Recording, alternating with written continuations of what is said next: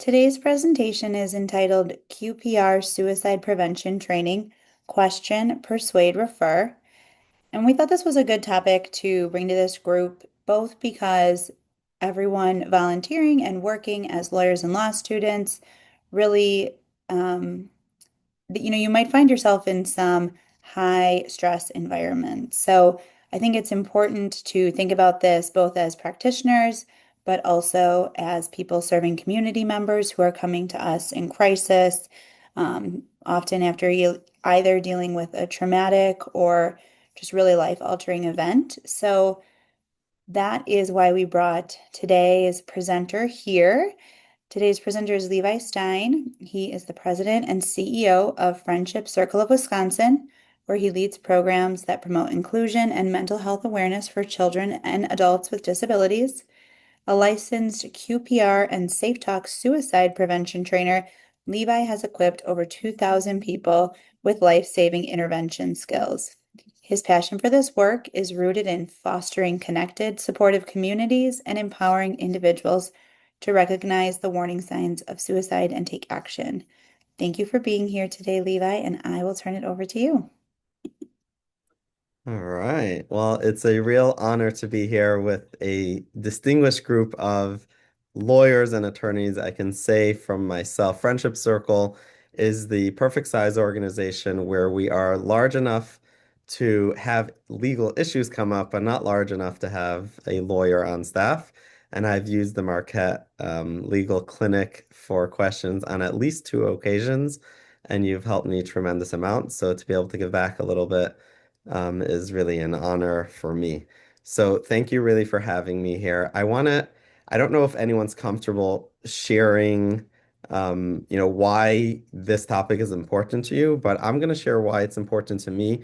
If you would like to share, I would be happy to hear from one or two of you. You could raise your hand and we can call on you. If you're not comfortable, that is fine as well. Um, so suicide is a topic that probably all of us are it touched all of us in some way. Whether you expect it to or not, or don't expect it to, it's something that really affects us in so many different ways. I'll share just a little story that happened to me when I was actually a college age. And I was a student in Morristown, New Jersey, and I got a call from a friend of mine. This is a call I got at midnight. This is a friend that I grew up with. I'm originally from Detroit, Michigan. He's from Detroit. We kind of separated that year. We both moved to different states. And he calls me at midnight and he tells me, he says, "Hi, Levi, how are you? What's going on?" And we talk for about 2 minutes in a really generic type of conversation. And after 2 minutes, he's like, "Okay, have a good night." And I'm like, "Hold on one second. I didn't talk to you in 6 months. We have so much to catch up on. You're calling me at midnight. You got to have a reason why you're calling me. Tell me what's going on." So he tells me a story that I was not expecting. And that is that he was in college in North Carolina. He had a job at a pharmacy. He was, had a girlfriend. Everything was going well for him until he got involved in a bad group of friends. He was stealing and selling all kinds of illegal stuff. And eventually he was caught. And when he was caught, he did not have a lawyer like you guys. He did not have mental health support, and he was not willing to face the prison system, which was a 5 to 10 year prison sentence. And he told me that his court case was in 3 days from now, and he wanted to talk to someone before he ended his life who would not be judgmental. And he was calling to say goodbye. And I was like shocked when I heard this story from him. I'm like, we are friends forever. And you can't just say goodbye. You got to give me an opportunity to help. And he's like, you can't just change the justice system. That's not how it works. And I'm like, give me 24 hours. 24 hours. If I can't find you legal support, if I can't get you mental health support, I'll leave you alone. He's like, you know what? It is late. I don't mind talking to you again tomorrow night, but that's it. I'm not facing the court system. So I said, okay, we hung up the phone and I booked a flight to Winston-Salem, North Carolina. It's a tiny little airport, kind of like the Kenosha airport. And I flew there 5 a.m. I rented a car, I drove to his house, and I knocked on the door. He was still alive. He was sleeping, and I told him, pack a bag. We are leaving a little bit. So he packed the bag, and I drove him to the only other person I knew, which was in Chapel Hill. It was about an hour and a half drive. And I stayed there for 2 days until we got him a lawyer and a mental health professional to help him out. And I knew he was safe. Fast forward 20 years from then till now, he ended up just getting 6 months probation. So the lawyer did a good job. He moved back. His family ended up taking him back in. He met someone new who he started to date, eventually got married to. He went back to college, then to medical school, and became a doctor. And today runs the emergency room in the big hospital of Atlanta, Georgia, with a wife and 2 kids. And he is saving lives every single day. Now, this story is a very well, beautiful, rounded story, and I know the beginning, middle, and end. And it just shows that sometimes, yes, a little legal trouble could push someone to a mental health space that could lead to suicide. And they don't necessarily, they obviously need professional support, but sometimes they just need a friend to just be there with them through that crisis. And they will find a path that's not suicide. And you guys know this more. Not every person that goes into jail is there forever. Some people are, but most people are not. And there's a whole life ahead of them. And suicide is a very real thing that people think about. And we, as friends, have to be there to tell them there's another option. There is life and there's meaning to life, and we're going to be there for them. It doesn't always have a good ending. I know about a year ago, I lost a dear friend in Milwaukee to suicide. His name was Alderman Brostoff, Jonathan Brostoff. And it didn't end the way we wanted. And we have to recognize that that could happen as well. But by taking these types of trainings, it really could help change that outcome. And we want to save as many lives as possible. Again, this is a big part of my inspiration. Is there anyone that would want to share, maybe one or two of you for 1 or 2 minutes, a story of how suicide is close to you? I will wait a few seconds if I see a hand raised. Otherwise, I will just continue. Okay, I'm going to share my screen.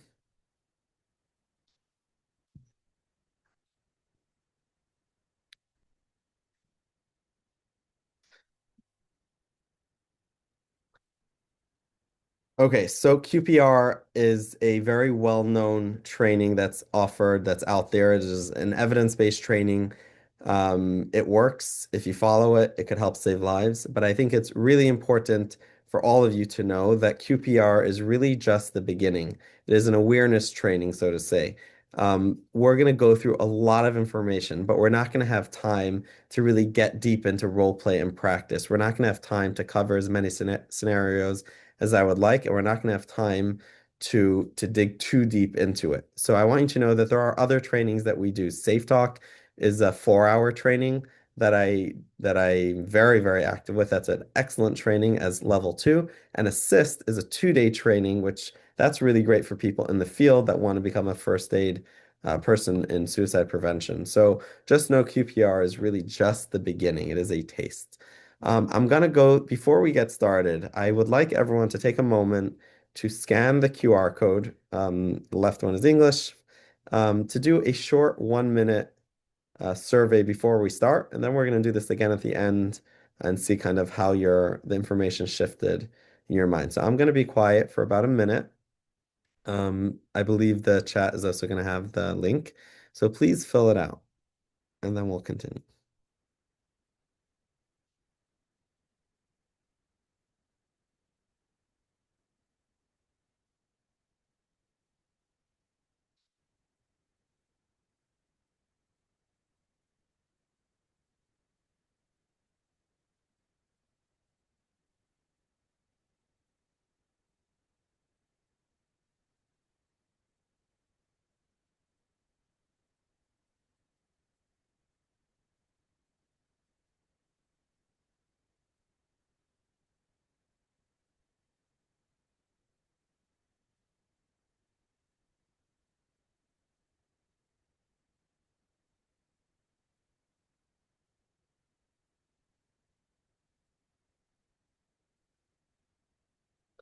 Okay, I'm going to continue the slides, but feel free to finish filling it out as we continue.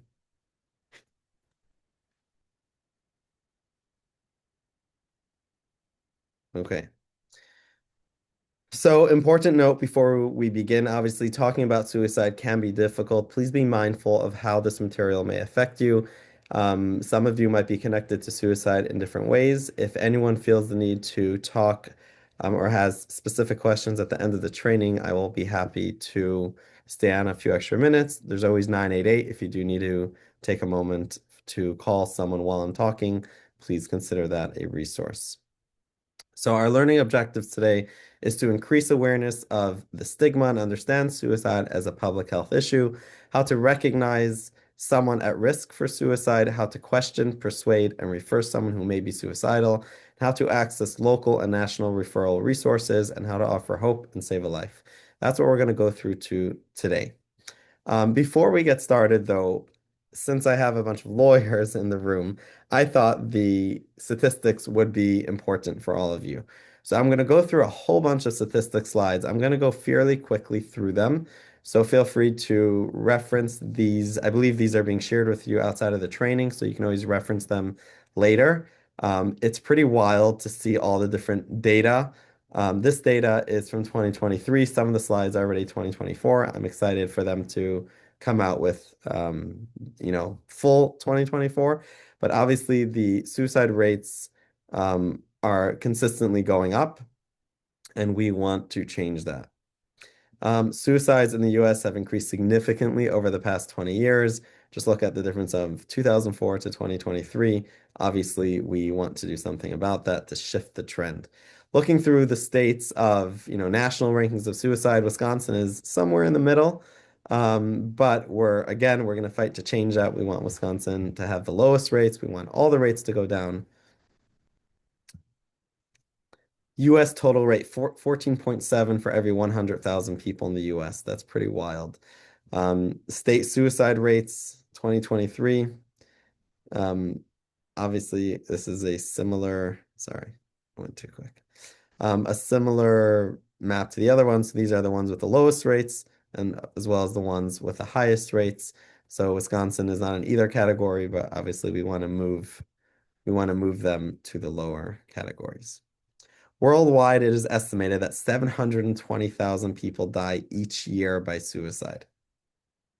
We'll see in a later slide that it is actually the second leading cause of death for teens and young adults, and in some populations, it is the number one cause of death.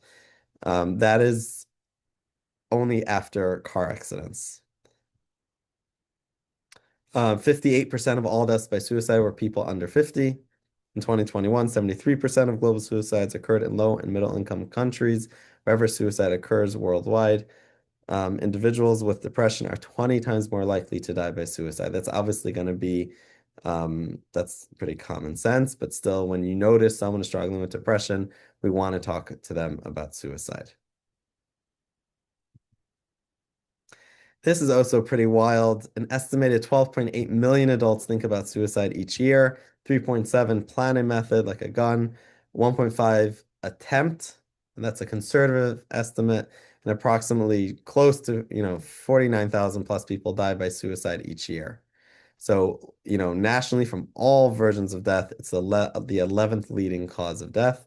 And then again, here you see suicide is the second leading cause for young people ages 15 to 24, which almost tripled since 1950 and is the leading cause in some states.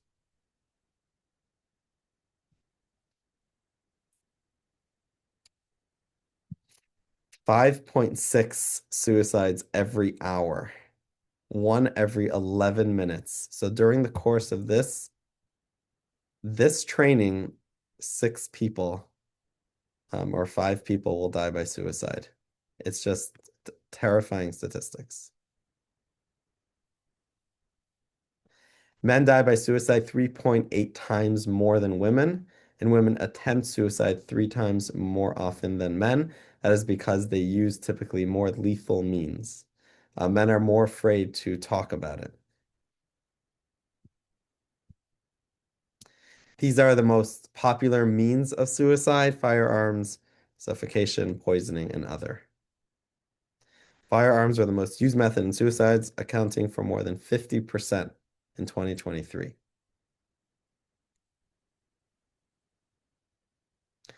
Based on 2023's almost 50,000 suicides and 2.35 million attempted suicides, there were 47 attempts for every suicide. One every 11 seconds, there is a suicide attempt. 6,455 suicide attempts per day. In the typical high school classroom, one male and two females have probably attempted suicide in the past year. High-risk populations in no particular order. Obviously, we know this, and we need to take more care to pay more attention to these populations because they are more likely to be having thoughts of suicide. We also have to remember that it doesn't discriminate and it could affect any population. So just because someone doesn't fit inside one of these categories does not mean that they are not thinking about suicide. So just be aware this could happen to your own classmate, to a staff member at your own school, even if they seem to have everything going for them.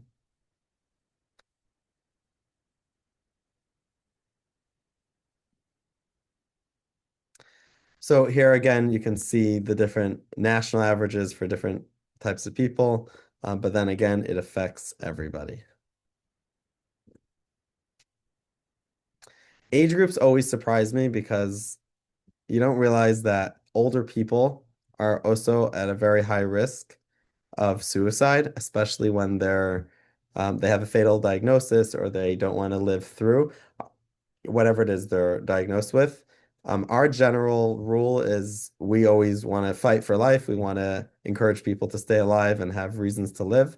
But there's definitely reason to have different conversations when someone is really old or someone, um, you guys know the legal element of, pulling a plug more than I do.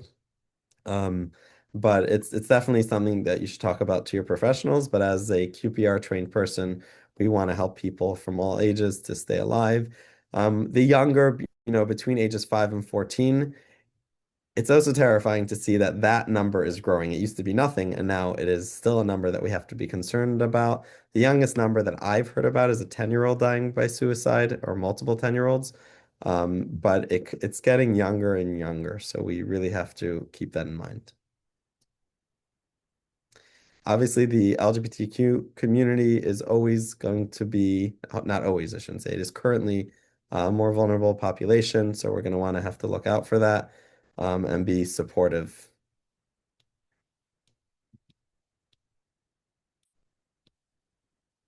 Okay, so these gives you additional data and numbers specifically about the LGBTQ community. Again, here it gives these are you'd think common sense, but unfortunately they are not common sense. When you support someone and you're there for them and you don't judge them, they will generally be able to live more productive lives and happier lives and not feel excluded from the community. So we just want to include everybody, treat them as, people just like everybody else. And then when we do that, we will help support this population specifically, but also every population. So again, you can refer to this after, but just including people is really important and making them feel a part of your community, a part of our community, and so on. This is something I always talk about because people who are suicidal feel that nobody cares about them. And when you look at the data, it shows that actually that's not the case. When someone dies by suicide, people exposed from a single death is 135 on average. People are affected by it. 53 even experience short-term disruption in life, 25 experience major disruption in life, and 11 experience a devastating effect in their lives. So people who are having thoughts of suicide, people who attempt suicide and die by suicide, it affects a lot of people. And they may feel like no one cares about them, but in reality, in almost every scenario, there are sometimes hundreds of people that care about them significantly. Obviously, especially in smaller, tight-knit communities, religious communities, and so on.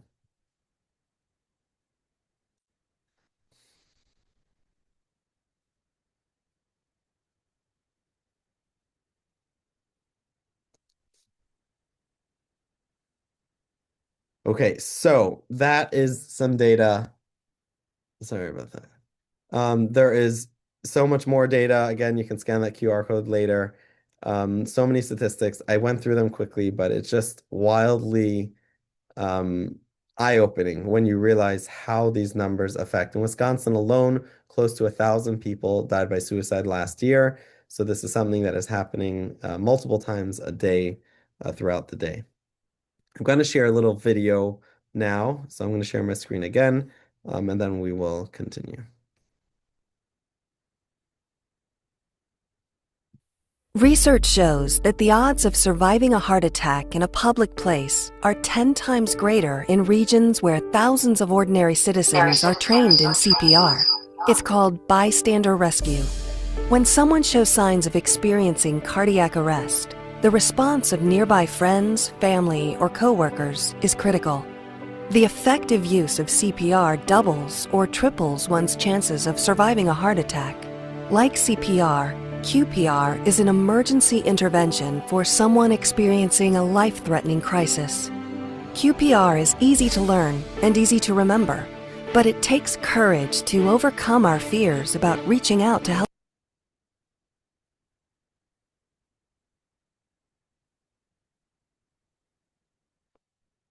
Hopefully this buffering stops.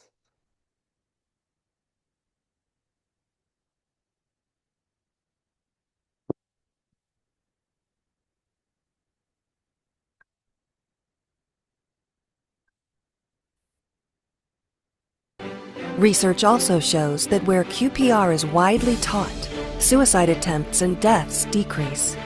Just like CPR, QPR requires quick, bold, and informed action. Because suicide, like heart attacks, remains a rare event, we must train hundreds to save one, thousands to save hundreds, and millions to save thousands. There is an old Welsh saying, "No great misery goes unspoken." When we have a toothache, we tell people. We don't hide our pain. But because of the stigma and taboo around the word suicide, many people considering suicide don't speak plainly about their suffering. They fear our rejection. They fear that if they say something, we will ridicule them or make fun of them. As a result, people thinking about suicide often use indirect language. They hint at what they're thinking of doing. They send us coded messages, and they suffer in silence. Called suicide warning signs, QPR training teaches you how to recognize these warning signs, quickly decode them, and then question the person in an informed and compassionate manner to learn if they are considering suicide. Just as talking about physical pain helps diminish it, talking about suicide with someone willing and able to listen reduces psychological pain almost immediately. Trained QPR gatekeepers are merchants of hope, and hope helps prevent suicide. Millions of people have now been trained in QPR. Rigorous independent research studies support QPR as effective, and thousands of personal stories assure us that QPR is saving lives. When you use QPR, not everyone will be suicidal. Some people are simply stressed to the breaking point, but they still need help. Help you can give. Please note that you cannot put the idea of suicide into someone's mind. People are either thinking about suicide or they're not. The fear of putting the idea of suicide into someone's head is a myth that keeps us from acting when we should do just the opposite. QPR is a universal intervention for people in pain, whether they're thinking about suicide or not. While it takes a special courage to overcome our fears, we will teach you how to ask about suicide and to offer hope through listening. Listening is the power tool that restores hope in the hopeless. We know you can do this, and we will show you how. Preventing suicide. It's what people do.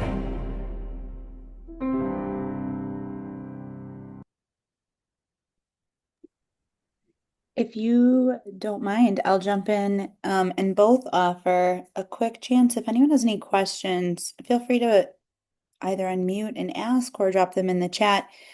And I'll also just read the first part of the attendance code, which is GET, G-E-T, GET. And then I'll turn it back to Levi. Okay. So that video is powerful. One point that it mentions in the video, and we may mention it again later, is you're not going to give the idea of suicide by talking to someone about it. It's simply not the case. Feel free to talk to people about it. That is the most effective way to talk people out of it. Okay. So let's continue and go into the QPR steps. So first of all, what is QPR? What is the purpose of QPR? It is not intended to be a form of counseling or treatment. QPR is intended to offer hope through positive action.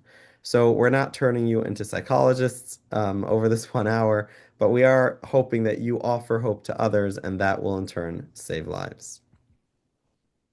So we're going to go through some myths and facts, and I would like to attempt, I don't know if this is possible, but I would like to attempt to ask you to, at least some of you, to turn your mute off because I'm going to ask questions. I'm going to show something on the screen and I'm going to ask you, is this a myth or is this a fact? And I want you to call it out. Okay, so I want to hear some noise in the back. I'm not going to ask you to turn your cameras on, but at least to respond to it. Okay, let's see how we do. All right, myth or fact? No one can stop a suicide. It is inevitable. Myth. Myth. Myth. All right. All right. The fact is, if people in a crisis get the help they need, they may never be suicidal again. Unfortunately, people think that, but we are here to clarify that. Next, myth or fact? Asking a person about suicide will only make them angry and increase the risk of suicide. Myth. Myth. Myth. Myth.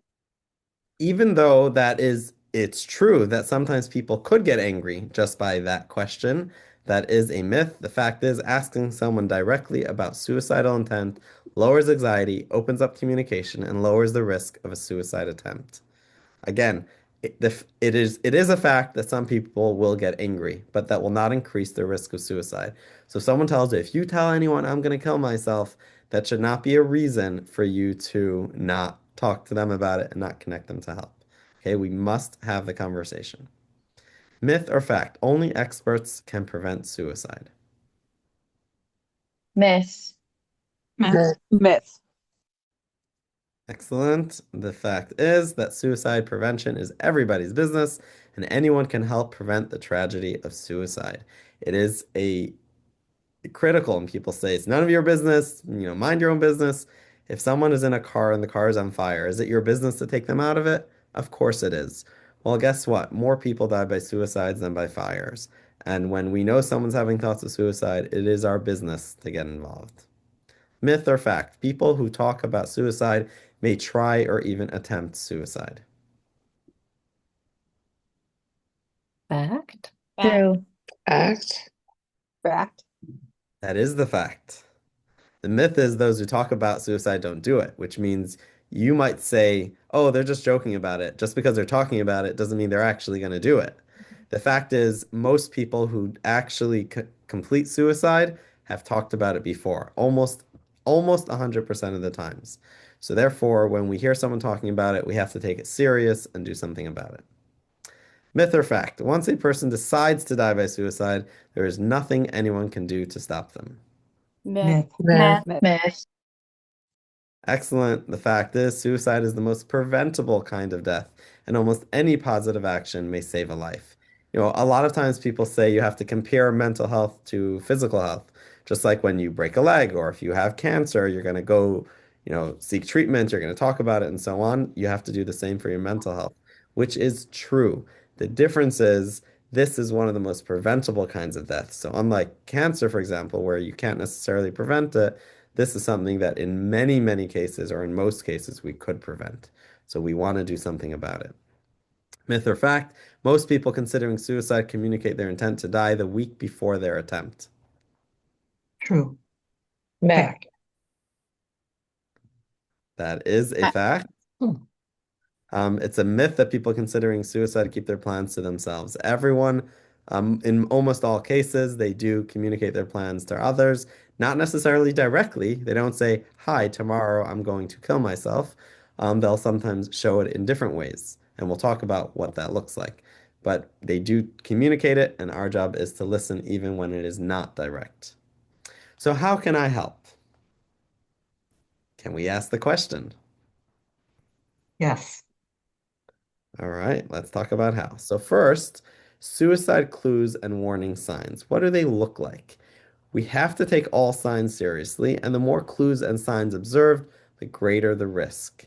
And with all signs and all kind of clues, whether they're direct, indirect, behavioral clues, or situational clues, we start a conversation with them. You never start right away talking about suicide, especially when it's more indirect. But when it's indirect, you have a conversation, you see how they're doing, and likely that'll pile up into more clues. Kind of like the story I said at the beginning. The beginning of my only clue was I didn't talk to him in a long time and now he's calling me in the middle of the night. I didn't say, "You're calling me in the middle of the night. Are you thinking of killing yourself? Or are you thinking of suicide?" That's not what happened. I just pushed the conversation further and then I got more clues until he said it straight up. So let's go through some verbal clues, some even direct, people will say, "I've decided to kill myself. I wish I were dead. I'm going to commit suicide. I'm going to end it all. If such and such does not happen, I will kill myself." These are very, very direct verbal clues. And the reason why you wouldn't take this serious is because you think the person's joking. Oh, they're just talking. They're not actually going to do it. And what we're here to tell you is we have to take every clue serious, even when it's so direct, because they could do something. And sometimes they are serious. And even if you're going to say 9 out of 10 times they're not going to do something, are we going to take that chance and risk losing someone, even if you think they're joking? And if they are joking about it, they usually need some extra support anyways. So please take every clue serious, even when it's direct. Something about language, people still will say, "I'm thinking of committing suicide." We generally, as we talk about it as the helpers, we try to not use the word commit. Commit is typically referred to when you're committing a crime. With suicide, it's usually the suicide that is making the trouble. Usually someone's in a mental health crisis. There's a lot of other reasons. It's not someone attempting to commit a crime. So just remove the word commit. Someone is thinking about suicide. Someone attempted suicide, verbiage like that. Just forget about the word commit. If someone uses it, don't take offense to it. But that's just the general idea. Some more indirect verbal clues. "I'm tired of life. I just can't go on. My family would be better off without me. Who cares if I'm dead anyways? I just want out. I won't be around much longer. Pretty soon, you won't have to worry about me."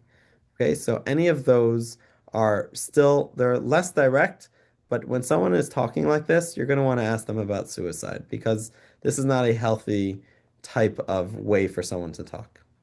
Okay?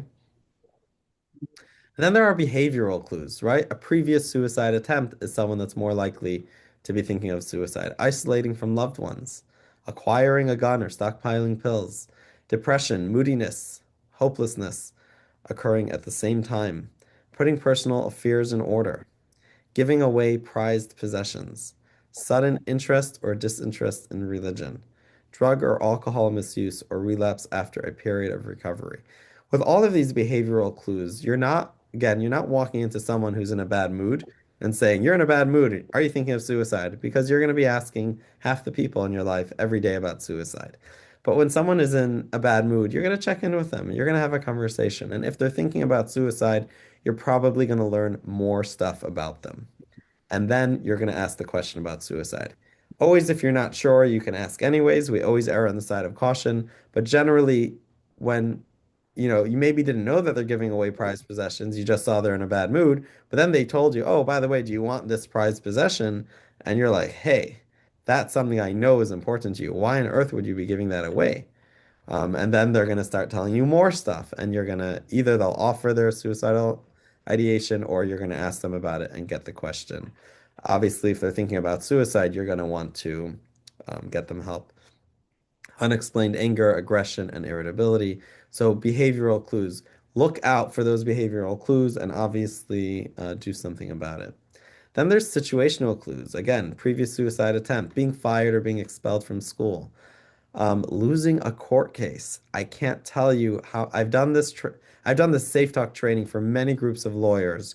Lawyers don't typically see people on their best days. You usually, obviously, when you win the case, it's a good day. But usually it's because of something terrible going on. And if they don't get the outcome that they're hoping for, suicide could be a very real outcome. And we have to be prepared on how to help them. So that's talk about situational clues. That's obviously a situational clue. Recent or unwanted move, loss of any major relationship, death of a spouse, child, or best friend, especially if by suicide. Diagnosis of a serious or terminal illness, sudden unexpected loss of freedom, fear of punishment. Again, that's very relevant to lawyers, and also similar to the story that I shared at the beginning. Anticipated loss of financial security. Again, something that you guys see in your work. Loss of a cherished therapist, counselor, or teacher. Sometimes people feel like my therapist is what I'm holding on to. And then all of a sudden that therapist is no longer practicing and you're like alone in the world. Um, Again, these are situational clues. We're going to want to check in with these people, have a conversation with them. And if they're feeling hopeless, if they're talking in a way that could imply suicide, we have to ask them about suicide. Fear of becoming a burden to others. Again, a very common reason why people might lead to thoughts of suicide. So what do we do when we learn about these situations? How do we help them? So number one, question. Number two, persuade them from obviously taking their life. And number three, refer. So let's go through these three steps. In the question part, we'll go through some of, direct or indirect ways of asking, and also talking about questions to avoid. Then we'll talk about persuading, how to persuade someone to stay alive, and how to refer, how and to whom will you refer the person you just helped. All right, asking the question. It sounds easy. Ask the question, but let me tell you, it is not easy. And when we don't have enough time today, but when we have more time, or when you have time in your own practice asking the question. Okay, these are some how to start the conversation, door openers, right? We're not starting the conversation with the question. I really care about you. I want to talk about what's going on with you lately. Okay, I care about you and I've noticed these clues, these warning signs. Have you been unhappy lately? Reflect what you hear the person saying to show you're listening and help the person feel validated. It's very important during this whole process. You're not kind of comparing traumas. You're not saying, "Oh, I was doing this, and when I this happened to me, I did this." You're really listening to the person. You're making them feel validated, making them feel heard. And again, by starting off with these, by sharing with the person things you observed, obviously is going to be a good way to start the conversation. Ask Act quickly. If in doubt, don't wait, ask the question. If the person is reluctant, be persistent. Especially when you're on the phone with someone, they could just hang up the phone. You might have to get to the question much faster. Create safety, talk to the person alone in a private setting. Allow the person to talk freely and give yourself plenty of time. Don't ask the question 2 minutes before court case is supposed to start, okay? Ask the question when you have some time. If you know you're not going to have the time, get someone else who does have the time. Have your resources handy. We have a QPR code, which obviously you don't have in front of you, but you can always get them. Phone numbers, counselors' names, and any other information that might help. For those of you affiliated with Marquette, Marquette has a wellness and counseling center. That is information you should always have handy before you approach someone with this question. That way you can connect them to help. Remember, how you ask the question is less important than that you ask it. So many of you we're going to talk about how to ask the question in a minute. And then in 6 months from now, you might be worried like, oh my God, I forgot the right way to ask it. And therefore, I'm not going to be able to ask it.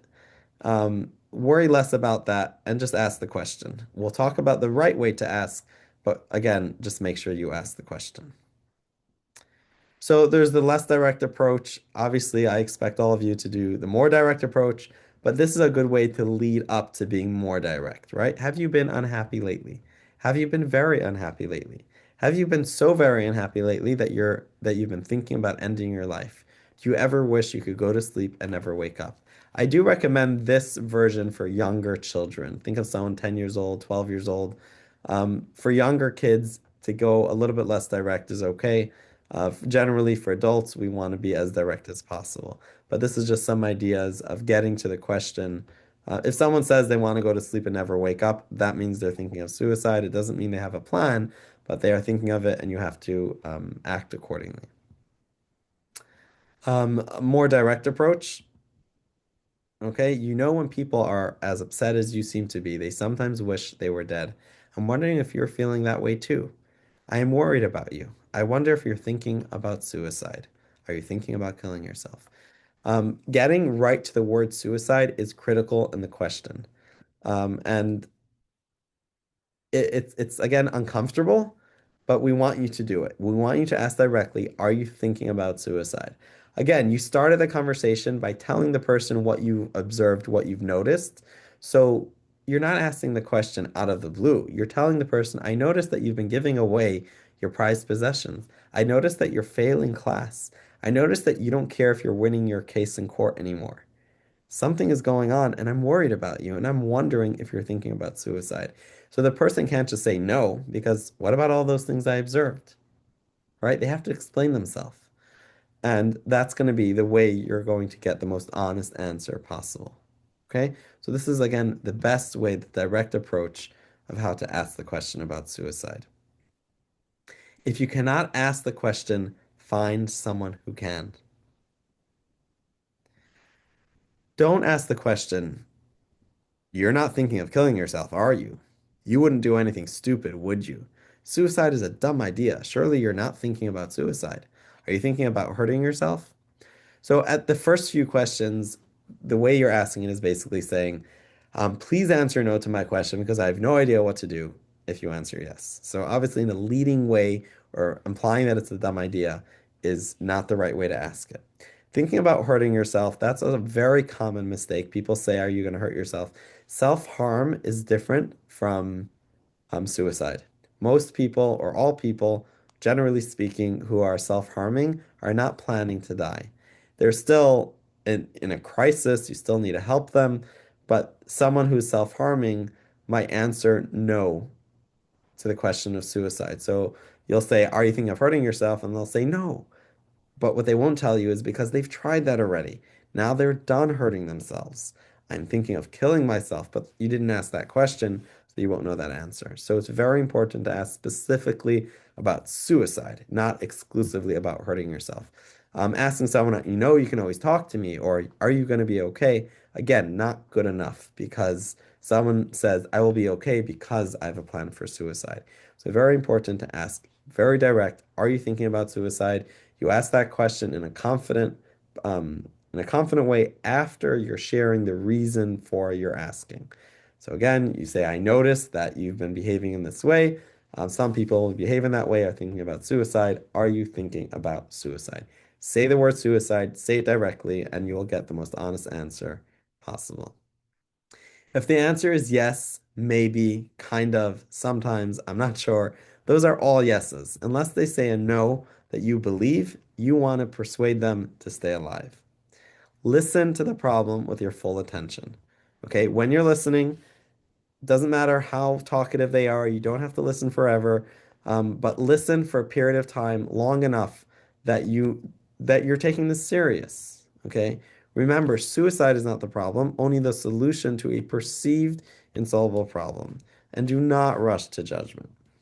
Offer hope in any form. Um, then ask, will you go with me to get help?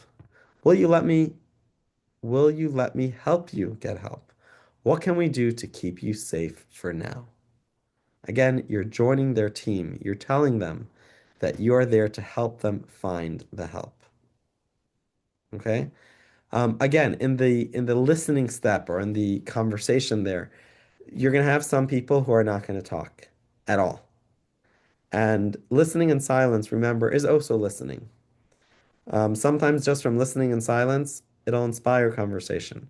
It's okay to try to generate conversation, but don't feel obligated to generate that conversation. And then there's the other side of the person who loves to talk. I don't know if anyone here knows someone who loves to talk, but some of you may know someone who likes to talk so much that you might be afraid to ask the question because you don't have all day to listen. So know that you don't have to listen forever, okay? You have to listen long enough for the person to recognize that you care. Because if you ask about suicide and they say yes, and you say, okay, call your therapist, well, that shows you don't really care. Okay, so listen long enough that the person recognizes that this is important, and then move on to the last step, which is to refer them. People living with suicidal thoughts often believe they cannot be helped, so you may have to do more. So there's the different referral options. The best referral involves taking the person directly to someone who can help. The next best referral is getting a commitment from them to accept help, then making the arrangements to get that help. The third best referral is to give referral information and try to get a good faith commitment not to attempt suicide. Now, all of these are better than nothing. I expect all of you to do the best referral. Go and bring them to help. Sometimes that's not going to be allowed. I actually had a conversation with the chief judge of Milwaukee County, and I was talking to him about what is the judge even able to do. You can't exactly walk the person to a walking clinic necessarily. It is not legal to do that. Um, and you can't even necessarily do that much, but you could give them referral information and get a good faith commitment that they will, take that referral information. Even if 988 is the only referral you can give, that is still an excellent outcome. That they're going to call someone who is a trained professional, and you're going to give them a resource to do there. But the best way is tell the person, let's go somewhere. So if it's a Marquette student, go to the Marquette resources. They have pretty awesome resources at your school. Take them to that office. I don't know exactly where it is, even though I was there once. But I do know there's a wellness center and I do know there's a counseling center. Take them to that with them. Don't trust they'll go themselves. Go with them. The next best referral, again, is getting a commitment from them to accept help and making the arrangements to get that help. So that's scheduling the appointment with them, creating some sort of safety plan. There's an app called um, Suicide Safety Plan. Let me see. I'm not looking at the video now. Here, but I don't know if you can see it. This is what the inside of it looks like. And then you can see there on my phone, it's like a blue and white medical symbol. I use that to create a little safety plan with the person, and you're getting them to make a commitment that before they do anything to hurt themselves or obviously attempt suicide, they're going to contact someone to help them stay alive. They're going to go over reasons to live. They're going to do some sort of activity to distract themselves and really help them stay alive. So when they follow that safety plan, and give you a good faith commitment, that is also a good outcome and obviously giving them resources. So again, in Marquette, it's local resources. 988 is a good resource because it's open 24/7. Other good Milwaukee resources are like Children's Hospital. They have a mental health walking clinic. Milwaukee County has a walking clinic. Milwaukee 16th Street Clinic. Again, these are good walk-in options. You can also ask the person, do you know someone in your life that can help keep you safe? Maybe you have a friend, maybe a teacher, maybe a former coach, a nurse, a therapist, someone in your life that can help keep you safe. Identify who that person is and call that person together. Okay, so again, referring them, best way is to take them to that resource, call 988 together, get that connection together. Second best is get a good faith commitment to them, use that app, Suicide Safety Plan, fill out a little safety plan and have them make that commitment that before they do anything that they can take back, they're going to follow that plan. And the third best referral is to give referral information, give them those resources, and again, get that commitment that they're going to go there. Offer encouragement such as, I want you to live. I'm on your side. We'll get through this. Get others involved. Ask the person who else might help. Family, friends, brothers, sisters, pastors, priests, rabbis, imam, bishop, physician. I don't care who it is. If it's someone that will help this person feel comfortable going to those resources, get them involved. Now, if the person says, and especially talking to a college student, if a person says, "Oh, I have a roommate that can come with me," if that roommate has no training, that's not enough, but they could join the team, right? They could go with you together to get that support. Let's go through some more again, join a team, offer to work with clergy, therapists, psychiatrists, or whomever is going to provide the counseling or treatment. Don't feel that you have to do all the work yourself. You can join a team, be a part of it. Follow up with a visit, a phone call, or a card, and in whatever way feels comfortable to you.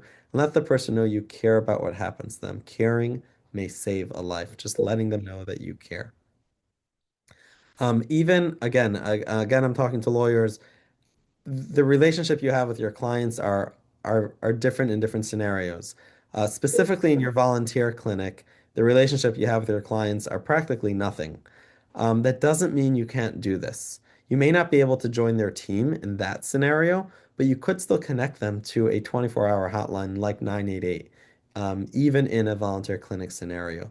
You could do that. Again, we can't always do everything, but we could do that. When you're talking to a friend or someone in your class or someone in your law firm or someone in your community, then you obviously could join their team, check in with them, do a follow-up visit. If it's a client who you're not able to do that, 988 does a follow-up visit. So again, feel free to delegate that kind of to the next step, as long as you're connecting them to that resource that is very effective. Any willingness to accept help at some time, even if in the future, is a good outcome. So remember, since almost all efforts to persuade someone to live instead of attempt suicide will be met with agreement and relief, don't hesitate to get involved or take the lead. And remember, when you apply QPR, you plant the seeds of hope. We can all do that. We can all have that conversation. Again, talking can convince someone out of it. Listening, when you just Oh, listen, hi. they Have a can second. talk themselves out of it. And really, you can all make Um, I'm different. trying to. Hope helps prevent suicide. I would love if I'm going to take, before we take questions or while we take questions, I will leave this screen up. If you can please scan the link, and hopefully it's going to be put in the chat as well. And let's see what you know about suicide now. Hopefully, you know a little bit more. Again, I will stand as long as it takes to answer any questions that come forward now, but we can all make a difference. It doesn't matter what your scenario is, it doesn't matter how professionally trained you are. I hope this gave you some sort of awareness about what we're supposed to do. No, we did not do role play, we did not do practice, we did not cover that many scenarios, and I hope you all know that there are longer trainings, ones that we can do in person and really get, kind of dig deep. If anyone's interested in learning about upcoming trainings, we do them at Marquette actually quite often. We have one planned in April as well. So there's plenty of ways for you to learn more, but I think this is a good awareness training, really gives you some good information, good knowledge. So please fill out that survey and I will answer any questions that we may have. Thank you. There is one question which I'll read so you can think about it while I give the attendance code. Um, the question asker is curious as to how to take every mention of suicide seriously and potentially communicate to them that you're taking it seriously without them deciding to not tell you that anymore while still thinking of and having those thoughts. And So, yeah, go on. I was just going to say the second part of the attendance code is HELP, HELP, which I'm putting in the chat, and the survey links in the chat as well. And yeah, I'll let you reply to the question. So that's again a very common question, and I hear from especially teenagers in high school. You have people who joke about suicide a lot. There's sometimes even acronyms of, go, kill yourself or whatever. And it's unfortunate, but our job is to take anything out of the ordinary as serious. So if the person is behaving differently, and they're saying something that even might be a joke, we're going to take it seriously and absolutely tell them that you're taking it seriously.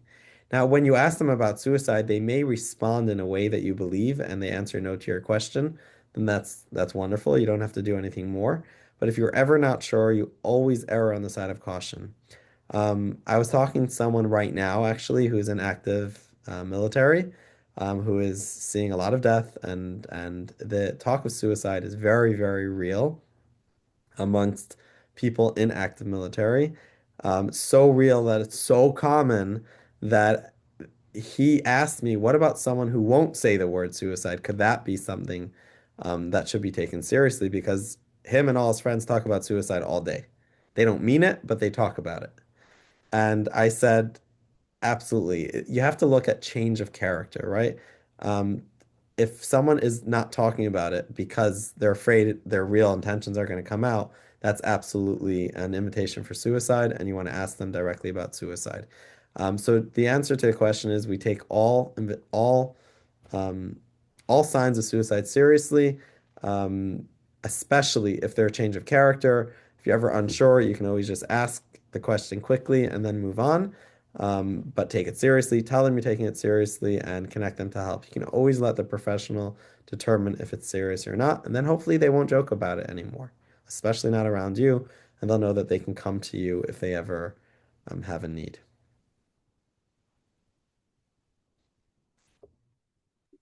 Thank you. This is great. I'll keep an eye on the chat in case additional things trickle in. But I did drop into the chat once again the link for the CLE FAQs, which includes the attendance form. And thank you so much. This was excellent, and I think just a really nice training for everyone who's here. It's been an honor to be here again. I wish I can see all of you. I think we had a 1% video um, camera on, which is fine. But just know again, there are more trainings. If anyone here wants to go more in depth into the field, please reach out. You could, we're happy to, tell you about upcoming trainings, and we are doing them quite regularly and would be happy to bring you into a more in-depth training. I do see in the chat someone saying for someone in crisis, telling them that they need help can be overwhelming and they may fear being put in a locked facility or may not have the financial resources for help.